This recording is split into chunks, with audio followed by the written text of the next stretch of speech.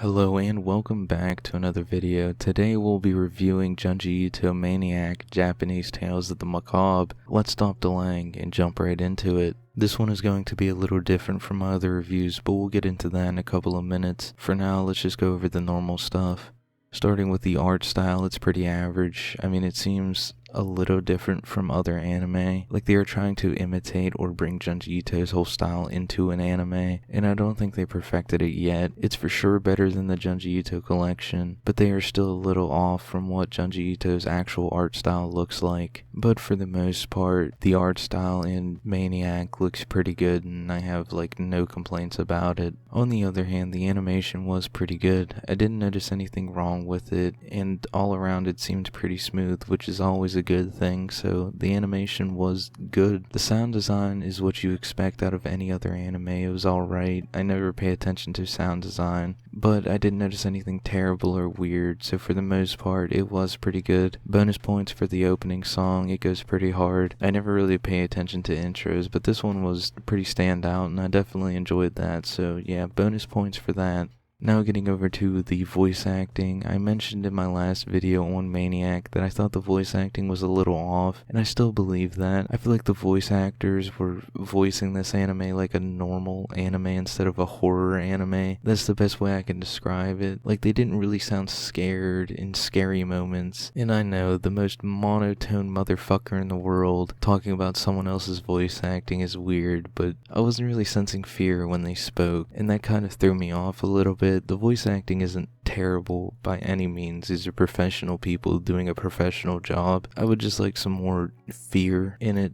Like some of these situations are crazy and freaky, and any normal person would be like, holy shit, that's terrifying. But in this anime, you can't really sense the terror or the fear. It just threw me off a little bit. Of course, we have to talk about the horror. It was really good, and that makes me happy because the Junji Ito collection completely missed the mark with horror, because the Junji Ito collection wasn't freaky or scary or eerie or anything like that. It was funny, it was laughable because it was so bad. But with Maniac, it seems like it hit it on the head pretty good. There was some stuff in Maniac that's absolutely wild, like the whole ice cream truck story. It was disgusting, really gross. The tombstone story was incredibly eerie. The monster at the end was a little goofy looking, but the majority of the story was creepy as all hell. The horror was definitely where it needed to be, and that's honestly the best part of this anime, and I have to give them all the props in the world, because for the majority of these stories, there was a little bit of horror. Even if there wasn't much, there was still a little bit, and you have to admit it's definitely better than the Junji Ito collection, which is awesome.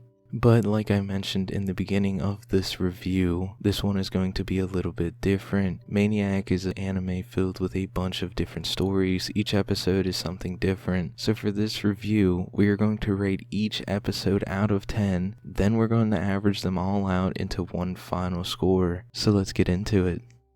Alright, episode 1, the strange Hikazuri siblings. Being completely honest, this one was a miss, like a giant miss. To start an anime out like that wasn't really the best. I didn't really enjoy this episode at all. 4 out of 10. Episode 2, the story of the mysterious tunnel and ice cream truck. The mysterious tunnel was average. There wasn't anything special about it or stand out. I think it was in the shadow of ice cream truck because like I said, ice cream truck was really gross and creepy. Like people was straight up turning into ice cream, and the way they ate ice cream was completely yucky. 5.5 out of 10. Episode 3, Hanging Balloons. The first banger of the anime. Hanging balloons was really weird but super creepy. You just got these giant head balloon things that hang people, so they just carry around the corpse that's flopping around in the wind. It's really unique and some really good horror, to be honest. I really enjoyed this episode. Some of it was kind of laughable, but it was also pretty creepy. 8 out of 10.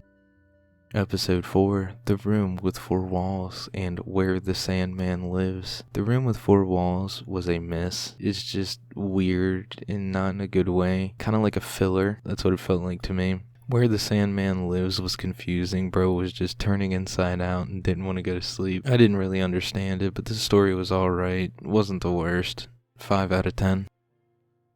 Episode 5, Intruder, and the long hair in the attic. Intruder was strange. I didn't find it creepy or scary in any way, but clones are pretty cool, I guess. The long hair in the attic was honestly forgettable. Like, seriously, I don't remember anything about it. 5 out of 10. Episode 6, Mold and Library Vision. Mold was weird. I like Mold. I don't understand Mold, but it was good. The art style leaned a different direction with this story, and I like that. Rip to that dude's house, though. Library Vision was something else. I didn't really understand what was going on. Dude just liked books too much. I honestly think this whole episode was a subtle banger. 7 out of 10. Episode 7, Toontown. This one was really good. Like I said before, it was eerie and really creepy. The big monster at the end was a little bit of a miss for me. It was just kind of goofy looking, but the episode was really good. No complaints from me. 7.5 out of 10.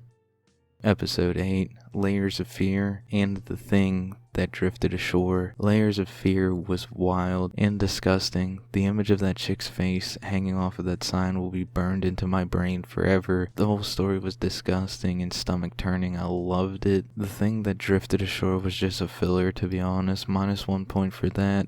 9 out of 10. Episode 9, Tomie's Photo. Not gonna lie, a little disappointed with this one. It was alright, but honestly, not that solid. I'd say very average. Just some blood here and some beheading there. Nothing special at all. 5.5 out of 10.